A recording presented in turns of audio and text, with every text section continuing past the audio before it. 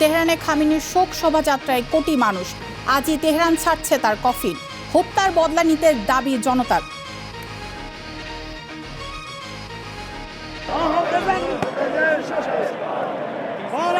ما میایم بالا سر تهران شک نکن از این موضوع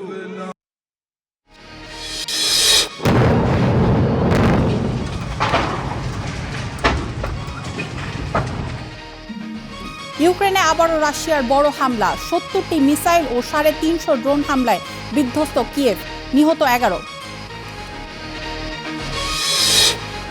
শ্রীলঙ্কার নেগম্বর কারাগারে টানা দ্বিতীয় দিনের মতো সংঘর্ষে নিহত ৫ কর্মকর্তা সহ ২৫ জন, আহত শতাধিক।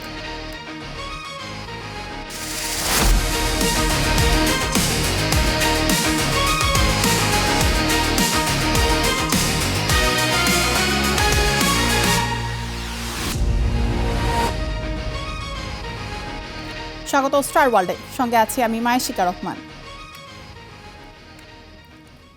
ইরানের প্রয়াত সর্বোচ্চ নেতা আলী খামেনির কফিন নিয়ে তেহরানে চলছে শোক মিছিল। মিছিলে যোগ দিয়েছে কোটি জনতা। কাচে ঘেরা খোলা ট্রাকে করে খামেনির কফিন নিয়ে পুরো তেহরান প্রদক্ষিণ করছে এই শোভাযাত্রা। দামাভান্দ স্ট্রিট, ইমাম Hossain square, Inqilab street, Azadi square, মেহেরবাদ বিমানবন্দরের কাছে হাইওয়েতে দিয়ে ১০ কিলোমিটার পথ প্রদক্ষিণ করবে এই মিছিল। আজাদি স্কয়ারে খামেনির কফিন দেখার সুযোগ পাবেন সাধারণ মানুষ। খামেনির জানাজার মতো তেহরানের ঐতিহাসিক শোকযাত্রাতেও মানুষের ঢল। স্থানীয় সময় সকাল ৬টায় তেহরানের গ্র্যান্ড মোসাল্লা থেকে আনুষ্ঠানিকভাবে শোকযাত্রা শুরু হয়। ইরানি কর্মকর্তাদের দাবি এটি দেশটির আধুনিক ইতিহাসের অন্যতম বৃহত্তম জনসমাবেশ। প্রায় ১০ কিলোমিটার দীর্ঘ এই শোক মিছিল দামাভান্দ স্ট্রিট, ইনকিলাব স্ট্রিট, আজাদি স্ট্রিট ও আজাদি স্কয়ার হয়ে শহীদ লাশগাড়ি মহাসড়ক পর্যন্ত যাবে। পুরো কর্মসূচি শেষ হতে ১০ থেকে ১২ ঘন্টা সময় লাগতে পারে। গতকালের প্রথম জানাজার মতো আজকের শোক মিছিলেও মার্কিন ইসরায়েল বিরোধী বিক্ষোভ করেছেন সাধারণ ইরানিরা।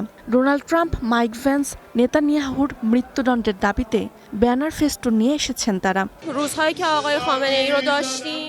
খামেনি যখন আমাদের মাঝে ছিলেন তখন তিনি আমাদের দেশ ও জাতির জন্য নিরাপত্তার এক রক্ষা কবচের মতো ছিলেন। দুর্ভাগ্যবশত সেই নিরাপত্তা এতটাই ছিল যে আমরা তার মূল্য উপলব্ধি করতে পারিনি। কিন্তু যেদিন থেকে আমরা খামেনিকে হারালাম সেদিন থেকেই আমরা তার অনুপস্থিতি পুরোপুরি অনুভব করছি। আমার এবং আমার দেশবাসীর জন্য এমন একজন মূল্যবান ব্যক্তিকে হারিয়ে আমরা সত্যিই অনুশোচনা করছি। নেতার মরদেহের সামনে দাঁড়িয়ে দোয়া করাটা ছিল অবিশ্বাস্য রকম কঠিন, অত্যন্ত কষ্টকর। আমাদের হৃদয়টা যেন ছিন্ন ভিন্ন হয়ে যাচ্ছিল। আসলে আমি একটুও বাড়িয়ে বলছি না।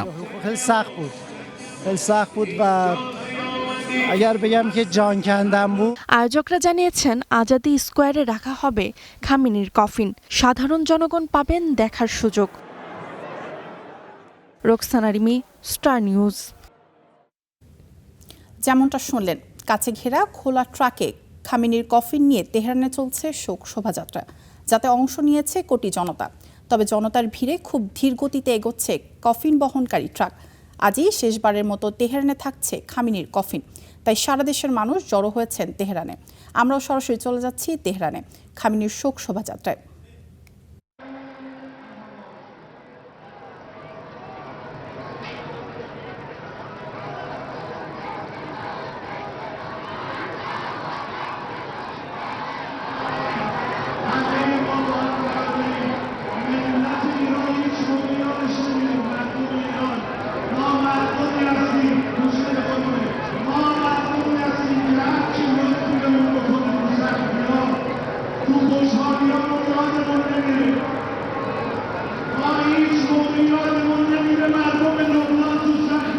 ইরানের সংবাদ মাধ্যম বলছে, আজ স্থানীয় সময় ভোর ৬টায় তেহরানের গ্র্যান্ড মোসাল্লা কমপ্লেক্স থেকে এই শোক শোভাযাত্রা শুরু হয়। যেমনটি শুরুতেই বলেছি, কোটি মানুষ এই শোভাযাত্রায় অংশ নিয়েছেন। শোভাযাত্রাটি তেহরানের দামাভান্দ স্ট্রিট, ইমাম হোসেন স্কয়ার, ইনকিলাব স্ট্রিট, আজাদি স্ট্রিট, এরপর আজাদি স্কয়ার, মেহেরাবাদ বিমানবন্দরের কাছে একটি হাইওয়ে পেরিয়ে ১০ কিলোমিটার এলাকা প্রদক্ষিণ করবে। তবে 10 কিলোমিটারের পথ পাড়ি দিতেই অন্তত 10 ঘন্টা সময় লাগতে পারে বলে ধারণা করা হচ্ছে।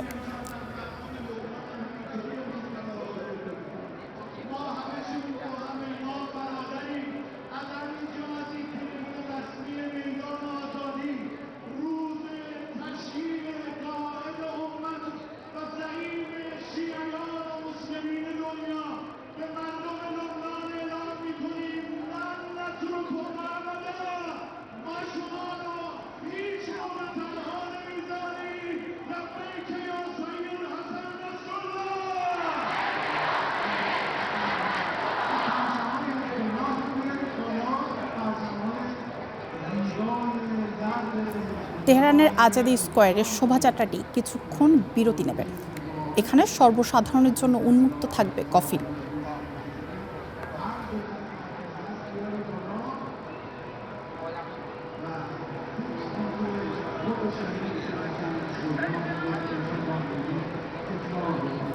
কাল 7 জুলাই খামেনির মরদেহ নেওয়া হবে ইরানের পবিত্র শহর কোমে। পরের দিন 8 জুলাই ইরানের কারবালা ও নাজাফ শহরে নিয়ে যাওয়া হবে খামেনির কফিন।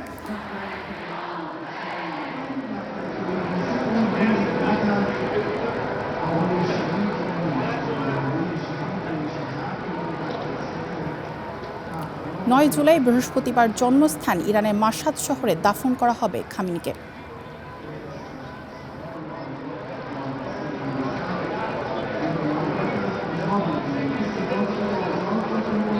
কাল মঙ্গলবার খামেনির আরেকটি জানাজা হবে উত্তর মধ্য ইরানের পবিত্র শহর কোম শহরে।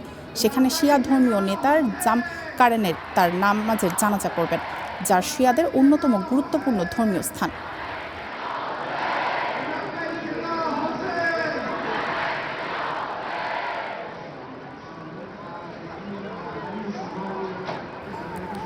আট জুলাই বুধবার তার মরদেহ ইরাকের নাজাফে নিয়ে যাওয়া হবে। সেখানে ইমাম আলী মাজারে শোভাযাত্রা হবে এবং এরপর কারবালার অনুষ্ঠান চলবে। এরপর মরদেহ আবারও ইরানে ফিরে আনা হবে।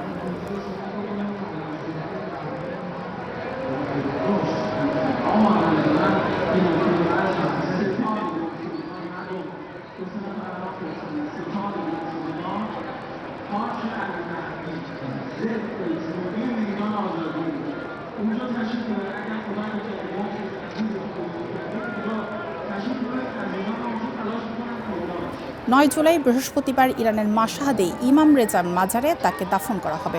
এটি শিয়া মুসলমানদের জন্য অন্যতম পবিত্র স্থান। দাফনের পর আরও 40 দিন ধরে দেশজুড়ে শোক অনুষ্ঠান চলবে এবং দাফনের 1 বছর পূর্তি পর্যন্ত স্মরণসভা চালু থাকবে। ইরানি কর্তৃপক্ষ আশা করছে আগামী কয়েকদিনে ইরান ও ইরাক জুড়ে অনুষ্ঠিত এই অনুষ্ঠানগুলোতে আরও 1.5 থেকে 2 কোটি মানুষ অংশ নেবে। খামেনির মৃত্যুর পর তার ছেলে মোস্তফা খামেনি সর্বোচ্চ নেতা হিসেবে দায়িত্ব নেন। তবে দায়িত্ব নেওয়ার পর থেকেই তাকে জনসম্মুখে দেখা যায়নি, যার ফলে তার স্বাস্থ্য নিয়ে জল্পনা তৈরি হয়েছে।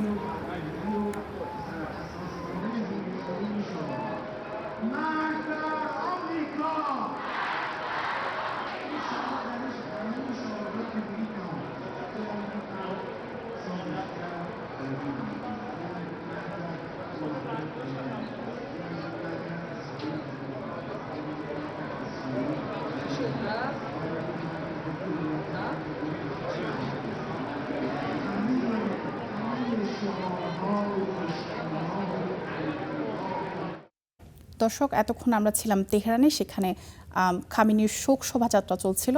আমরা এখন চলে যাচ্ছি পরবর্তী সংবাদে। খামেনির হত্যার বদলা নিতে চায় ইরানিরা।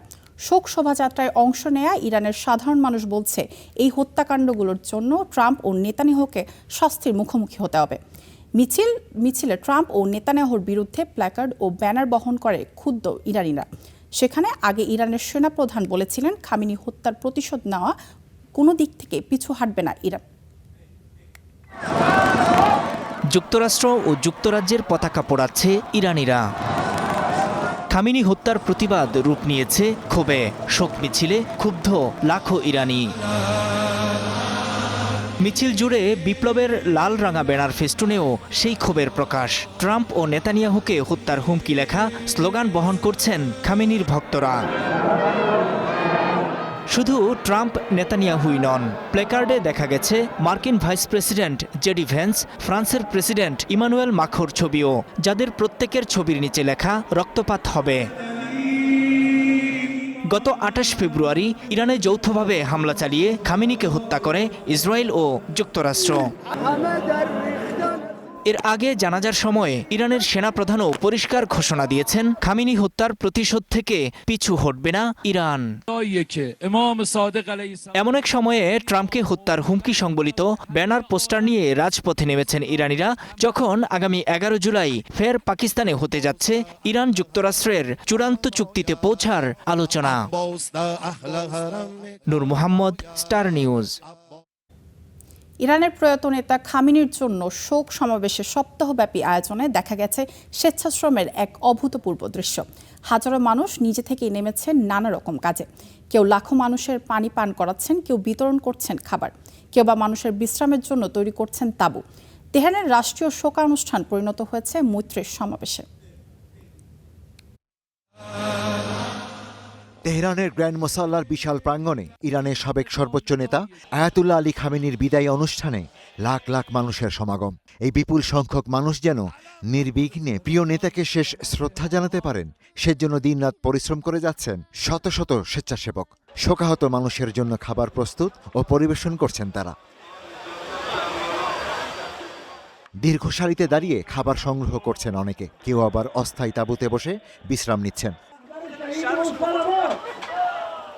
বিশাল এই আয়োজনে শোকাহতদের সেবা করাটা দায়িত্ব মনে করছেন স্বেচ্ছাসেবকরা। প্রতিদিন আমরা ৩ বেলা খাবার পরিবেশন করি, সকালের নাস্তা, দুপুরের খাবার এবং রাতের খাবার। সকালে ১.৫ থেকে ২,০০০ মানুষের জন্য খাবার প্রস্তুত করা হয়। দুপুর ও রাতে ৭৫০০ জনকে খাবার পরিবেশন করা হয়। আয়োজকরা জানান, স্থানীয় সেবা কেন্দ্র ও বিভিন্ন দাতার সহায়তায় পরিচালিত হচ্ছে পুরো কার্যক্রম। এই আয়োজনের জন্য কিছু সহায়তা এসেছে স্থানীয় সেবা কেন্দ্রগুলো থেকে, বাকি অর্থ এসেছে বিভিন্ন দাতা ও অনুদান দাতার কাছ থেকে। প্রয়াত নেতা খামেনির প্রতি শ্রদ্ধা জানাতে আসা মানুষের খাবার ও প্রয়োজনীয় সেবার ব্যবস্থা করতেই এই অর্থ ব্যয় করা হচ্ছে। এই কর্মসূচি শুধু শোকাহত মানুষের সেবার জন্য নয়, বরং ইরানি জনগণের ঐক্য ও সংহতির বার্তা তুলে ধরারও একটি উপলক্ষ্য বলে জানান আয়োজকরা। আমরা বিশ্বকে দেখাতে চাই যে ইরানিরা ঐক্যবদ্ধ। এই ঐক্যই ছিল এই যুদ্ধে আমাদের শক্তি ও বিজয়ের মূল রহস্য। আমরা সেই বার্তাই বিশ্বের সামনে তুলে ধরতে চাই। মসাল্লা প্রাঙ্গণে সেনা সদস্য, ধর্মীয় শিক্ষার্থী এবং সাধারণ নারী পুরুষ সহ লাখ লাখ মানুষ খামেনি ও তার পরিবারের প্রতি শেষ শ্রদ্ধা জানান। গত ২৮ ফেব্রুয়ারি যুক্তরাষ্ট্র ও ইসরায়েলের যৌথ হামলায় নিহত হন আয়াতুল্লাহ আলী খামেনি। ওই হামলায় তার পরিবারের আরও কয়েকজন সদস্যও প্রাণ হারান। Ishtiaq Hossain, Star News. এক সপ্তাহের ব্যবধানে ইউক্রেনে দ্বিতীয়বারের মতো বড় ধরনের হামলা চালালো রাশিয়া। রাজধানী কিয়েভ ও আশেপাশের এলাকাগুলোতে অন্তত ৭০টি মিসাইল ও ৩৫০ শতাধিক ড্রোন দিয়ে ব্যাপক হামলা চালানো হয়। এসব হামলায় মারা গেছেন অন্তত ১১ জন। কাল আঙ্কারায় ন্যাটো বৈঠকের আগে এই মরণপণ হামলা চালালো রাশিয়া। তখনও সূর্যের আলো পৌঁছায়নি কিয়েভে। মায়ের ডাক কিংবা মিষ্টি কোনো অ্যালার্মের শব্দে নয়, শহরটির বাসিন্দাদের ঘুম ভাঙে একের পর এক বিস্ফোরণের শব্দে। পুতিন বাহিনীর হামলায় দাউ দাউ করে চলছে ইউক্রেনের রাজধানী। সোমবার ভোরে কিয়েভ ও আশপাশের বেশ কয়েকটি এলাকায় ব্যাপক হামলা চালিয়েছে রাশিয়া। ইউক্রেনের সেনাবাহিনীর তথ্য মতে ৬৮টি মিসাইল ও ৩৫০ শতাধিক ড্রোন দিয়ে চালানো হয়েছে হামলা। এক সপ্তাহেরও কম সময়ের মধ্যে এ নিয়ে দ্বিতীয়বারের মতো কিয়েভে এত বড় হামলা চালালো মস্কো। জিরকন ক্ষেপণাস্ত্র, শাহেদ ড্রোন, ব্যালিস্টিক ক্ষেপণাস্ত্র, হাতে থাকা সব ধরনের অস্ত্র ব্যবহার করেছে শত্রুপক্ষ। ধ্বংসস্তূপের নিচে অনেকের আটকে থাকার সংখ্যা উড়িয়ে দেওয়াও যাচ্ছে না। হামলায় বিধ্বস্ত হয়েছে কিয়েভের অন্তত ১৫টি আবাসিক ভবন। হতাহতও হয়েছেন অনেকে। যদিও হামলার আগেই কিয়েভ জুড়ে থাকা বিভিন্ন শেল্টারে আশ্রয় নিয়েছেন কয়েক হাজার মানুষ। আমাদের বাড়ি ভেঙে গেছে, সিঁড়িও ধসে পড়েছে, নিচে নামার পথও ছিল না, ভেতরে আটকা পড়েছিলাম। পরে প্রতিবেশীদের ফ্ল্যাটে আশ্রয় নেই, সেখান থেকে উদ্ধারকারীরা আমাদের উদ্ধার করে। হামলা হতে পারে বলে রোববার রাতেই সতর্ক করেছিলেন দেশটির প্রেসিডেন্ট ভলোদিমির জেলেনস্কি। ভিডিও বার্তায় তিনি বলেছিলেন, একদিন আগেই মার্কিন স্বাধীনতা দিবস গেল, সামনে ন্যাটো সম্মেলন, প্যাটার্ন অনুযায়ী এর মধ্যেই বড় হামলা চালাবেন পুতিন। এর আগে গেল সপ্তাহেও ইউক্রেনের রাজধানী কিয়েভে বড় হামলা চালায় রাশিয়া। শতাধিক ড্রোন ও মিসাইল দিয়ে চালানো ওই হামলায় 31 জন নিহত হয়। ইফাতিরা, স্টার নিউজ। তুরস্কের রাজধানী আঙ্কারা সহ দেশটির বড় বড় শহরে ন্যাটো বিরোধী ব্যাপক বিক্ষোভ হয়েছে। আঙ্কারা বিক্ষোভ থেকে শতাধিক ব্যক্তিকে আটক করেছে পুলিশ। কাল আঙ্কারায় ন্যাটো সম্মেলনের আগে এমন বিক্ষোভে বিব্রত তুরস্কের এরদোয়ান সরকার। এই বিক্ষোভে কর্মসূচির ডাক দেয় দেশটির কমিউনিস্ট পার্টি টিকেপি। আঙ্কারার কিজলা স্কোয়ারে দলটির নেতাকর্মীরা জড়ো হয়ে ন্যাটোকে খুনি সংস্থা উল্লেখ করে স্লোগান দেয়। পরে দাঙ্গা পুলিশ কাঁদনে গ্যাস ছুড়লে তাদের ছত্রভঙ্গ করে দেয়। টিকেপির অভিযোগ, তাদের কর্মসূচিতে গণগ্রেফতার চালিয়েছে সরকার। কাল শুরু হতে যাওয়া 2 দিনের ন্যাটো শীর্ষ সম্মেলন উপলক্ষে আঙ্কারা জুড়ে বিক্ষোভ নিষিদ্ধ করে কর্তৃপক্ষ। এবার সম্মেলনে গুরুত্ব পাচ্ছে ইউক্রেন যুদ্ধ। মার্কিন প্রেসিডেন্ট ডোনাল্ড ট্রাম্পের এই সম্মেলনে ইউক্রেন প্রেসিডেন্ট ভলোদিমির জেলেনস্কির সঙ্গে বৈঠক করার কথা রয়েছে। He killed our. I don't know that. God bless. God bless. You will not have war. For you to come into the Oval Office to try to litigate this. শিশু ধর্ষণ ও হত্যার ঘটনায় উত্তাল পশ্চিমবঙ্গের বড়াইপুর।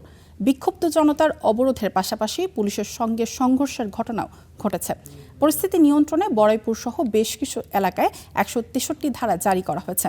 ধর্ষণের ঘটনায় জড়িত সন্দেহে ইতিমধ্যে 2 জনকে গ্রেফতার করেছে পুলিশ। এদিকে ভুক্তভোগী পরিবারের সঙ্গে দেখা করতে যাওয়ার সময় সাবেক মুখ্যমন্ত্রী মমতা বন্দ্যোপাধ্যায়কে আটকে দিয়েছে পুলিশ। নির্যাতিতার মরদেহ সড়কে রেখে এভাবেই বিক্ষোভ শুরু করেন স্থানীয়রা। পশ্চিমবঙ্গের বারুইপুর কুলপি রোডে আগুন জ্বালিয়ে অবরোধ করা হয়। স্থানীয়দের অভিযোগ, সেখানকার বিজেপি নেতারা এতে জড়িত। যারা বিজেপির সমর্থক তারা হচ্ছে কি তুলে নিয়ে গিয়ে রেপ করেছে, করে হত্যা করেছে, খুন করেছে নাবালিকাকে, পুকুরে ডুবিয়ে রেখেছিল। প্রায় 5 ঘন্টা অচল হয়ে পড়ে সড়ক যোগাযোগ। ব্যাহত হয় শিয়ালদহ নামখানা লাইনের ট্রেন চলাচল। অবরোধ সরাতে গেলে বিক্ষোভকারীদের সঙ্গে পুলিশের সংঘর্ষ বাধে। পুলিশকে লক্ষ্য করে ইটপাটকেল ও কাচের বোতল ছোড়া হয়। এতে আহত হন কয়েকজন পুলিশ সদস্য। পরিস্থিতি নিয়ন্ত্রণে লাঠিচার্জ চালায় পুলিশ। মোতায়েন করা হয় অতিরিক্ত পুলিশ সদস্য ও আধা সামরিক বাহিনী। দুপুর নাগাদ পুলিশের হস্তক্ষেপে পরিস্থিতি কিছুটা নিয়ন্ত্রণে আসে। সড়ক থেকে সরে যান বিক্ষোভকারীরা। নাবালিকা ধর্ষণ ও খুনের ঘটনায় মামলা হয়েছে। গঠিত হয়েছে তদন্ত কমিটি। একই সঙ্গে পুলিশের উপর হামলা, সরকারি সম্পত্তি ভাঙচুর ও গণপিটুনির ঘটনায় পৃথক মামলার দায়ের করা হয়েছে। অভিযুক্ত কয়েকজন গ্রেপ্তারও হয়েছেন। কথা দিচ্ছি যে এটা যাতে সাজা হয় সেটার দিকে আমরা নিয়ে যাব এবং নেক্সট যা যা কাজ আছে আমরা আমাদের তরফ থেকে যতটা করার আমরা নিশ্চয়ই করব। সন্ধ্যার পর ঘটনাটি রাজনৈতিক মোড় নেয়। নির্যাতিতার পরিবারের সঙ্গে দেখা করতে বারুইপুর যেতে চাইলে বাধার মুখে পড়েন সাবেক মুখ্যমন্ত্রী মমতা বন্দ্যোপাধ্যায়। কালীঘাটের বাসভবনে মোতায়েন করা হয় বিপুল সংখ্যক পুলিশ ও আধা সামরিক বাহিনী। তৃণমূল কংগ্রেসের দাবি, নজরবন্দি করা হয়েছে মমতাকে। আমি ভেবেছিলাম আমি তাদের পরিবারে একাই যাব এবং গিয়ে তাদের শোক সন্তপ্ত পরিবারের সাথে একটু দেখা করবো, তাদের কথা শুনে আসবো। কিন্তু দেখুন, আমার বাড়ির সামনে থেকে একেবারে সমস্ত রাস্তা মোড়ে মাথা থেকে আমার বাড়ি পর্যন্ত লুটমার ছুটছে এবং পুরোপুরি প্রায় 1000 পুলিশ, সিআরপিএফ থেকে শুরু করে আরো সমস্ত পুলিশ, ছেলে পুলিশ, মেয়ে পুলিশ, গুন্ডা দমন পুলিশ, ডাকাত দমন পুলিশ, গাঁজা দমন পুলিশ সবাই মিলে সেখানে জমায়েত হয়েছে। কি না তো আমাদের নাকি নজরবন্দি করে রাখা হয়েছে আমি শুনছি। গত শনিবার বিকেল থেকে নিখোঁজ ছিল বারুইপুরের সূর্যপুর হাট এলাকার 11 বছরের এক কিশোরী। পরিবারের অভিযোগ, বন্ধুর জন্মদিনে উপহার কিনতে যাওয়ার পর তাকে অপহরণ করা হয়। রাতভর খোঁজাখুঁজির পর বাড়ির কাছের একটি পুকুর থেকে বস্তাবন্দি অবস্থায় উদ্ধার করা হয় তার মরদেহ। Ishtiaq Hossain, Star news. এই ছিল আজকের স্টার ওয়ার্ল্ডে। এতক্ষণ সঙ্গে থাকার জন্য ধন্যবাদ।